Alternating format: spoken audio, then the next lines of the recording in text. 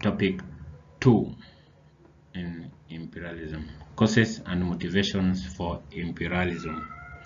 The motivations behind imperialism were diverse and often intertwined economic causes.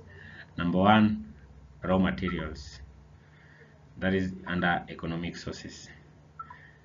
Industrialized nations needed a continuous supply of raw materials, e.g. rubber, cotton, oil, minerals. To fuel their factories, colonies provided these resources cheaply. New markets. As the industrial production increased, there was a need for new markets to sell finished goods, especially with protectionist policies in Europe. Colonies offered captive markets. Investment opportunities. Surplus capital in industrialized nations sought profitable investment opportunities abroad, such as infrastructure projects, railways, ports, or resource extraction. Cheap labor. Colonialized population often provided a readily available and exploitable labor force. Political and strategic causes. National prestige and power. Acquiring colonies was a symbol of national power and prestige on the global stage. Empires competed for territorial dominance. Strategic location.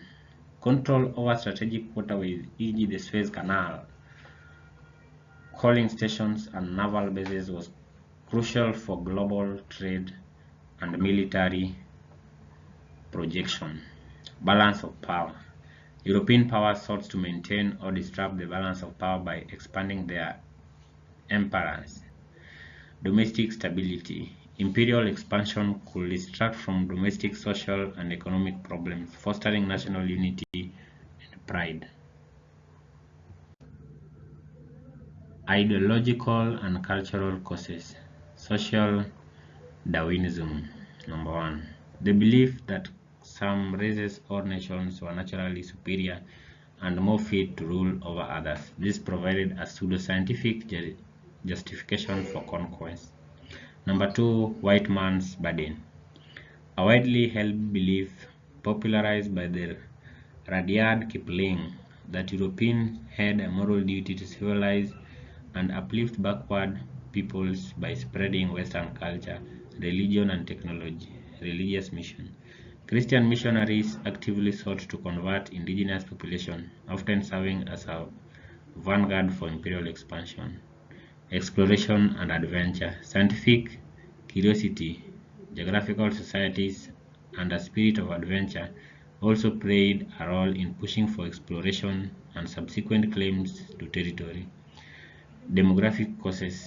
Number one, population growth. Rapid population growth in European led to immigration, which colonies offering new opportunities and alleviation social pressures at home.